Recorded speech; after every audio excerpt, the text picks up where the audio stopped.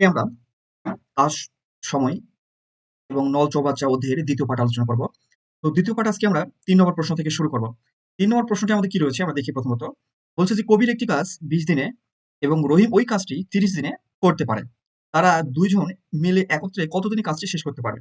তাহলে এই প্রশ্নটি আমাদের খুবই গুরুত্বপূর্ণ। আমরা এই ধরনের প্রশ্ন আমরা গত পর্বে ১ম পর্বে আলোচনা করেছি। আপনারা যারা ওই পর্বটি দেখেননি অবশ্যই ওই পর্বটি দেখে আসার চেষ্টা করবেন। এখন আমরা যে কাজটি করব যে যেহেতু কবির এবং রহিম একটি কাজ একত্রে শেষ করতে হবে, তাহলে আমরা প্রথমেই আমরা যে কাজটি করতে পারি আমরা এলসিএম যে মেথড সেই মেথডে আমরা আলোচনা করতে পারি। উত্তরটা কবির। কবির এখানে আমরা আমরা কবির এখানে দেখতে পাচ্ছি যে ৩০ দিনে কাজটি করে এবং রহিম রহিম ওই কাজটি হচ্ছে ৩০ দিনে করতে পারে। তাহলে একইভাবে আমরা যে কাজটি করব যে এলসিএম পদ্ধতিতে এই উত্তরটি আমরা বের করার চেষ্টা করব। এলসিএম পদ্ধতি আমরা কিভাবে জানি? যে তাহলে আমরা এখানে এই যে ২০ এবং ৩০ এই দুটার এলসিএম যদি আমরা নির্ণয় করি তাহলে আমরা এলসিএম কত পাই? দেখা যাক এখানে এলসিএম আমাদের আসে হচ্ছে ৬০। এখন এই দুটোকে আমরা একক ইউনিট আবার তৈরি করি তাহলে আমরা দেখতে পাচ্ছি এখানে আসবে হচ্ছে আমাদের ৩ ইউনিট আর এখানে আসবে হচ্ছে আমাদের ২ ইউনিট। এখন আমরা যে কাজটি করব যে এই মোট ইউনিট যেটা রয়েছে, মোট ইউনিটকে আমরা কি করছি? এই একক যে ইউনিটগুলো রয়েছে এই ইউনিট দিয়ে আমরা ইউনিটগুলোর যোগফল দিয়ে আমরা ভাগ দিয়েছি। তাহলে একক ইউনিটের যোগফল দিয়ে আমরা ভাগ দিলে আমাদের কত হচ্ছে? আমরা পাচ্ছি এখান থেকে কত আসে? ১২ আসে। এই যে ১২ আসে, ১২ দিনই হচ্ছে এই যে কবির এবং রহিম এই কাজটি একত্রে করতে পারবে। আশা করি আমরা বুঝতে পেরেছি। তাহলে আমরা এখানে কি বললাম? আমরা যে কাজটি করছি যে রহিম এবং করিম যে একক যে কাজগুলো রয়েছে কতদিনে শেষ করতে পারবে, এদের আমরা এলসিএম বের করছি। মোট ইউনিটটা বের করছি।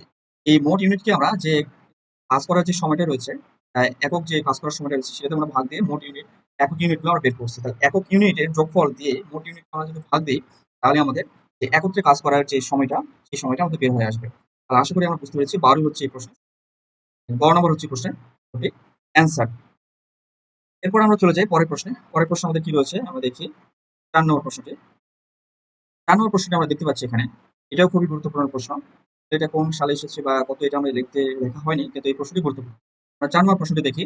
যে বলছে যে A can do a work in 10 days, B can do the same work in 15 days. If they work together, how long will it take them to finish the work? তার মানে এখানে আমরা যে বিষয়টা বুঝতে পারলাম এ এবং বি দুইজন একটি কাজ সেম ওয়ার্ক করে। সেই কাজটা হচ্ছে একই কাজ এ হচ্ছে ১০ দিনে এবং বি হচ্ছে ১৫ দিনে শেষ করে। কিন্তু তারা যদি একত্রে টুগেদার একত্রে কাজ করে তাহলে কাজটি তারা শেষ করতে কতদিন সময় লাগবে এটা আমাদের বের করতে বলছে। ঠিক একইভাবে আমরা আগের আমরা যে প্রশ্নগুলো অ্যান্সার করছি ঠিক ওই পদ্ধতিতে এই প্রশ্নটার আমাদের সমাধান করার চেষ্টা করব। আমরা এখানে দেখতে পাচ্ছি এ এবং বি যেহেতু কাজটি একজন হচ্ছে ১০ দিনে, একজন হচ্ছে আমাদের ১৫ দিনে কাজটি করে। তাহলে এই দুটার আমরা এলসিয়াম বের করলে আমাদের চলে আসে হচ্ছে ৩০। ৩০ এবং এদের একক ইউনিটগুলো যদি বের করি তাহলে আমাদের আসে হচ্ছে ৩ এখানে আর এখানে আসে ২ ইউনিট। এখন এই যে মোট ইউনিটকে আমরা এই ২ টা ইউনিটের আমরা যোগফল দিয়ে ভাগ দিলেই আমাদের মোট যে ওয়ার্ক করার যে ডেজ সেটা আমাদের 6 ডেজ।